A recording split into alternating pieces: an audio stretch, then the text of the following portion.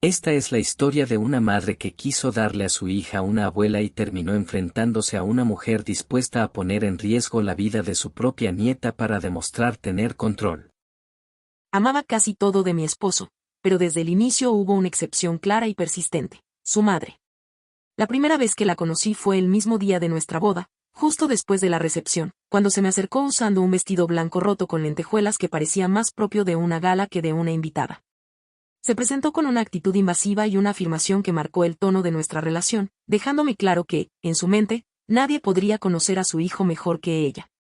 Al principio pensé que exageraba o que intentaba ser graciosa, pero su expresión se endureció de inmediato y en sus ojos vi algo que no supe nombrar, una hostilidad fría que me atravesó. Yo intenté mantener la calma, responder con ligereza, convencerme de que era solo un momento incómodo.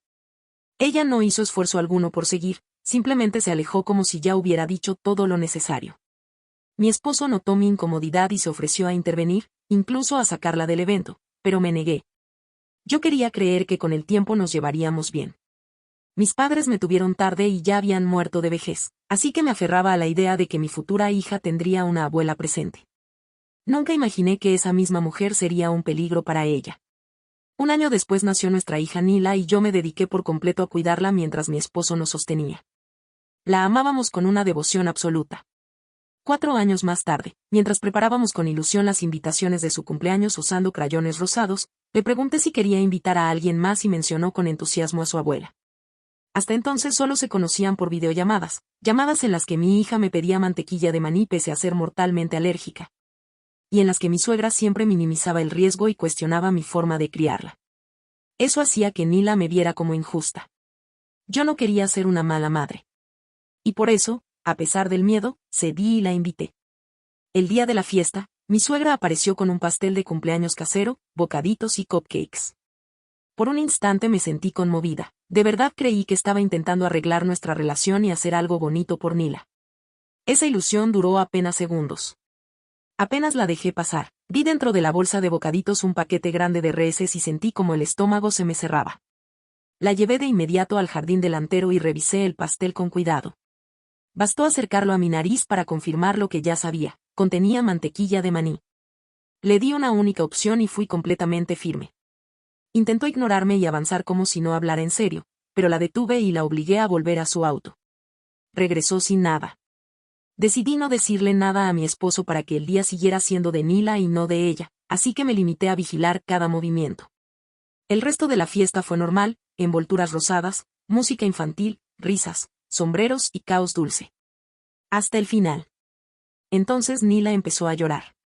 Al principio pensé que era cansancio o ganas de atención, pero en menos de un minuto su tos se volvió violenta, su piel se enrojeció y se rascaba la garganta con desesperación.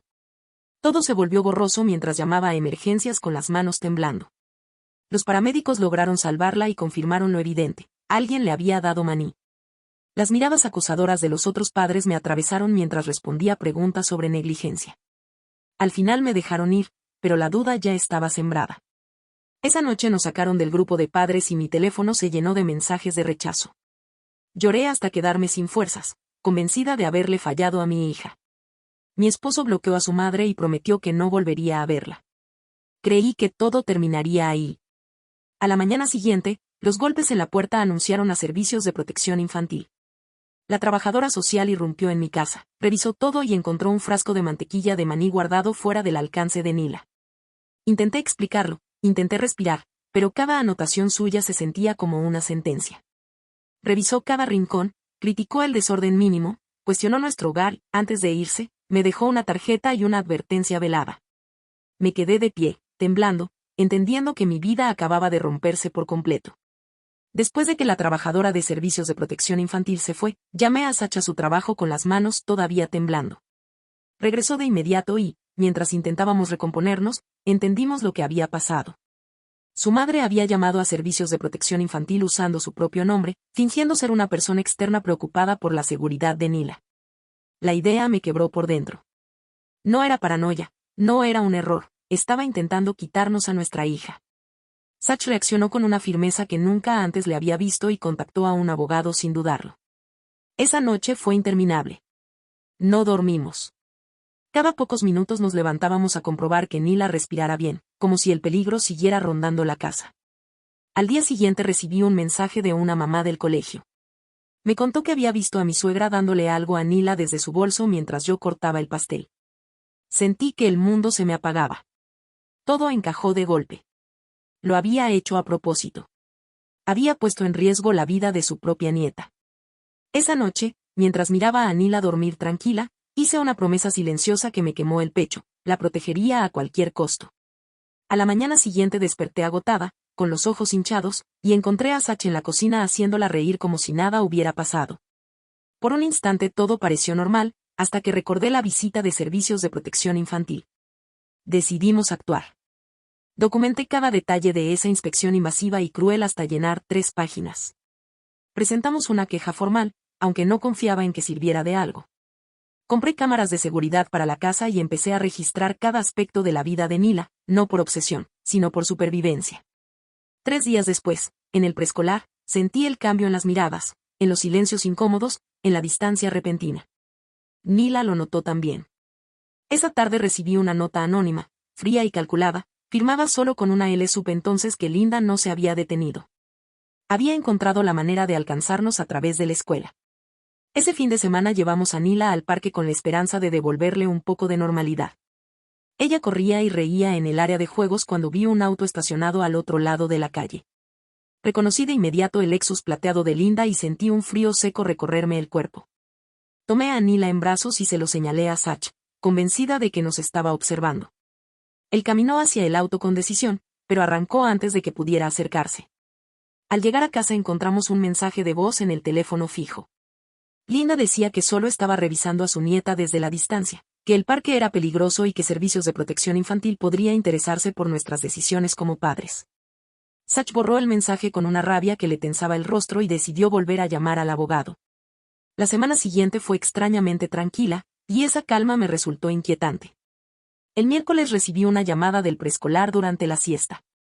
Me informaron que alguien había llamado fingiendo ser yo para sacar a Nila antes, alegando un viaje sorpresa. La recepcionista había sospechado y me llamó para confirmar. Sentí náuseas al comprender que alguien había intentado llevarse a mi hija. La directora admitió que no sabían quién fue y que la cámara no funcionaba ese día, pero expresó preocupación por la seguridad. Entendí que querían que Nila se fuera. Esa noche decidimos sacarla del preescolar y reorganizar nuestras vidas para mantenerla a salvo. Días después, en un parque lejano, una madre se me acercó para preguntarme si yo era la mujer de un correo que advertía sobre una madre peligrosa que daba manía a su hija alérgica. Negué todo, pero las miradas y los susurros me siguieron. En casa encontré publicaciones en grupos de mamás con una foto borrosa mía y acusaciones falsas de servicios de protección infantil. Linda nos estaba aislando. Cuando finalmente Nila fue invitada a una fiesta, la desinvitaron días después por rumores de negligencia. Al explicárselo, su tristeza me partió el corazón. Esa noche no pude dormir. No dejaba de pensar en la trabajadora de servicios de protección infantil y en lo rápido que había tomado partido por Linda, como si ya hubiera llegado con una conclusión formada. La inquietud se convirtió en necesidad y decidí investigar por mi cuenta. Busqué su perfil profesional en Internet y revisé con cuidado sus conexiones en redes sociales. Para mi sorpresa, encontré que recientemente se había vinculado con Linda en una red profesional. No eran amigas cercanas, pero compartían contactos y pertenecían al mismo círculo social ampliado. Eso explicaba demasiadas cosas. Se lo mostré a Sach y entendimos que se trataba de un posible conflicto de intereses que nunca fue revelado. Fui más lejos y creé una cuenta falsa para observar con detalle. Entre sus interacciones públicas encontré referencias indirectas a un caso que le había sido derivado por alguien de su red, supuestamente preocupado por el bienestar de un menor. Guardé capturas de todo. A la mañana siguiente despertamos con golpes en la puerta y descubrimos el porche cubierto de huevos. Nuestro vecino confirmó que había visto un auto plateado y a una mujer mayor esa madrugada. Sach decidió confrontarla directamente. Volvió horas después, exhausto, contando que ella lo negó todo, lloró y afirmó que estábamos alejándola de su nieta, y que ahora pediría derechos de visita. Aunque el abogado nos tranquilizó, yo seguía sintiendo que esto no había terminado. Días después llegó la notificación oficial. Linda había solicitado esos derechos, usando el incidente del maní, la visita de servicios de protección infantil y nuestra decisión de sacar a Nila de la escuela como supuestas pruebas en mi contra. Reunimos toda la evidencia posible. La víspera de la audiencia, Ayudando a Nila a guardar sus crayones, vi un dibujo inquietante. En él, Linda aparecía ofreciéndole una bebida mágica para curar su alergia, mientras yo lloraba. Nila me explicó con naturalidad que esa bebida sabía mal y le dolía el estómago, y que Linda se lo había dicho en la escuela, durante el almuerzo, como un secreto. Sentí como el miedo se volvía algo físico dentro de mí. Llamé a Sach de inmediato y volvió antes de lo previsto. Nos sentamos con Nila y, con extremo cuidado, le pedimos que nos contara más. Poco a poco entendimos que Linda había logrado entrar a la escuela durante la hora del almuerzo afirmando que estaba autorizada para recogerla. Allí le repetía que yo la mantenía enferma a propósito y que una supuesta bebida mágica la curaría. Cuando Sach le preguntó si alguna vez la había probado, Nila negó y explicó que olía a la mantequilla que le provocaba ronchas. Mantequilla de maní. La idea de que Linda hubiera intentado convencerla de ingerir algo así me revolvió el estómago. Contactamos de inmediato al abogado y añadimos esta información al caso. Nos recomendó grabar cualquier interacción futura con ella. Al día siguiente fue la audiencia. Linda se presentó con una imagen impecable de abuela preocupada, mostró recuerdos del pasado y lloró al hablar de su amor por Nila, mientras me describía como inestable y manipuladora. Afirmó que había llevado maní solo para comprobar si la alergia era real. Nuestro abogado presentó todas las pruebas reunidas. El juez se mostró inquieto, pero dictó visitas supervisadas semanales. Salí devastada, aferrándome a la idea de que al menos alguien la vigilaría. Durante las visitas, Linda se comportó de manera ejemplar, aunque sembraba dudas sutiles sobre mis reglas. La supervisora quedó encantada con ella y tras varias semanas recomendó relajar la supervisión. Esa noche revisé los dibujos recientes de Nila y confirmé mi peor miedo. Linda seguía hablándole de la bebida mágica y de curarla. Comprendí su plan a largo plazo. Decidí obtener pruebas reales. En la siguiente entrega, grabé nuestra interacción y logré que dejara caer la máscara. Minimizar la alergia, culparme y hablar de exponer a Nila para fortalecerla quedó registrado. Supe entonces que ya no era solo una sospecha, era una amenaza consciente. Ya tenía lo que necesitaba. Cerré la conversación y entré a la casa con las manos temblando, consciente de que nada volvería a ser igual. Le mostré la grabación a Sach y vi cómo su expresión cambiaba lentamente, del shock absoluto a una furia contenida y luego a una determinación firme. En ese momento entendimos que ya no había espacio para dudas ni para concesiones. Contactamos al abogado y, con la grabación, los dibujos de Nila y todas las pruebas reunidas, solicitamos una audiencia de emergencia. El juez escuchó con atención y observó cada dibujo con creciente preocupación. La decisión fue inmediata. Todas las visitas quedaron suspendidas y se ordenó una evaluación psicológica completa antes de considerar cualquier contacto futuro. Al salir del juzgado, Linda nos siguió hasta el estacionamiento, gritando y perdiendo el control frente a desconocidos. Entre ellos había una madre del antiguo preescolar de Nila, y su rostro reflejó un reconocimiento incómodo al presenciar aquella escena. Al día siguiente, esa misma mujer me escribió para disculparse. Fue una victoria pequeña, pero después de semanas de aislamiento se sintió inmensa. Poco a poco otros padres comenzaron a contactarme y la narrativa empezó a cambiar. Aún sabíamos que el camino no había terminado, pero por primera vez sentí que Nila estaba verdaderamente a salvo. Esa noche, mientras la arropaba, me preguntó si su abuela estaba molesta con ella por estar rota. La abracé con fuerza y le aseguré que no lo estaba, que ella era perfecta y que siempre la protegeríamos. Al verla dormir renové mi promesa. A la mañana siguiente actué sin titubeos, hablé con la escuela, expuse cada engaño y ayudé a que reforzaran su seguridad. También confirmé que Linda había creado identidades falsas para difamarme. Con cada verdad revelada, su red de manipulación se debilitaba. Yo estaba decidida a que nunca volviera a tener poder sobre nuestra familia. Los días siguientes fueron inquietantemente silenciosos. No hubo llamadas, ni mensajes, ni autos desconocidos rondando la casa. Esa calma me puso más nerviosa que el caos, como el momento previo a un golpe que sabes que viene. Revisaba las cámaras de seguridad una y otra vez y no dejaba a Nila sola ni por segundos. Sach intentó tranquilizarme diciendo que tal vez su madre por fin había entendido el mensaje, pero yo no lo sentía así. Para mí no era rendición, era una pausa estratégica. 3 días después recibí un mensaje de un número desconocido con una advertencia clara y una captura adjunta. Linda estaba diciendo públicamente que yo era mentalmente inestable. Había creado un perfil falso en un grupo privado de mamás y difundía historias inventadas sobre mí y sobre supuestos peligros para Nila. Al verlo, Sach llamó de inmediato al abogado, pero necesitábamos pruebas directas. Así que entré al grupo con un perfil falso y le escribí. Cayó de inmediato. Admitió ser la abuela de Nila y dijo que estaba intentando protegerla de mí. Guardé cada mensaje. Con eso, el abogado solicitó una orden de alejamiento de emergencia y fue concedida de forma temporal. Respiré un poco mejor, pero no bajé la guardia. Reforcé la seguridad de la casa y seguí alerta.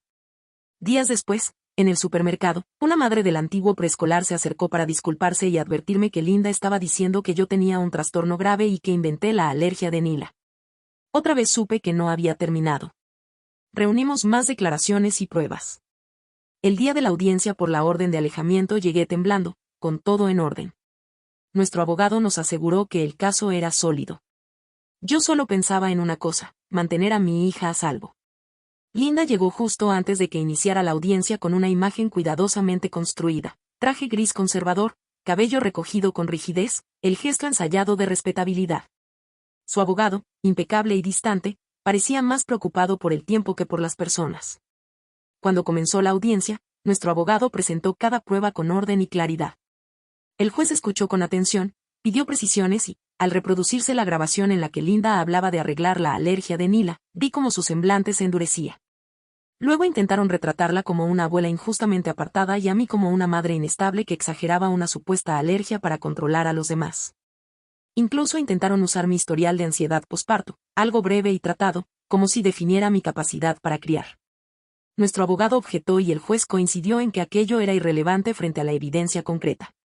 Linda subió entonces al estrado y desplegó lágrimas y palabras medidas sobre su amor y su preocupación, negando cualquier daño y reduciendo todo a dudas mal entendidas.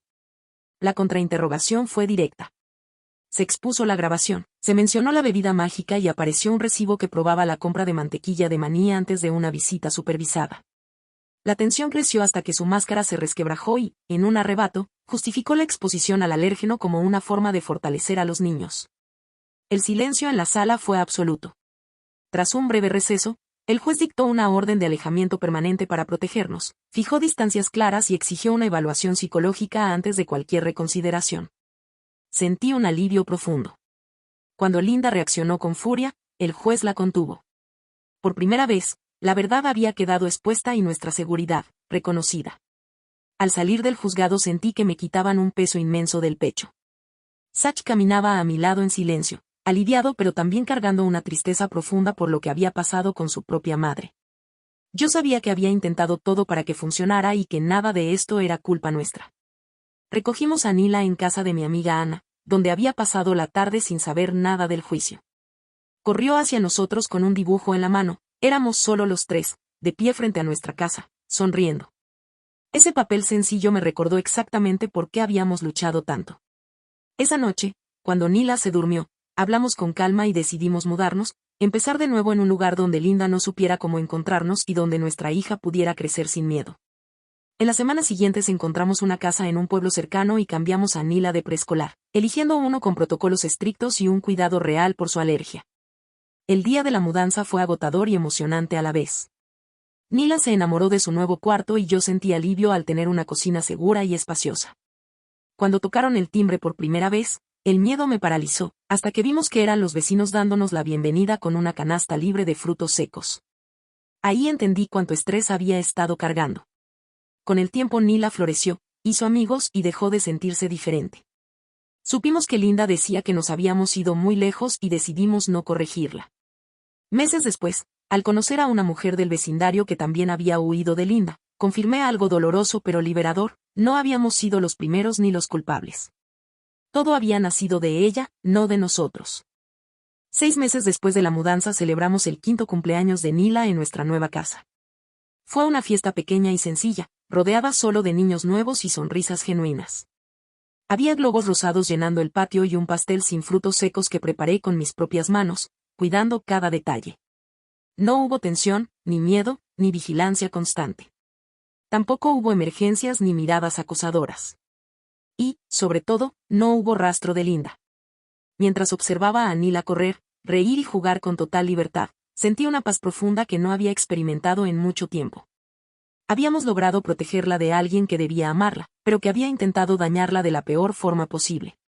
Habíamos reconstruido nuestra vida lejos del caos, en un lugar donde nadie dudaba de mí como madre ni de ella como niña.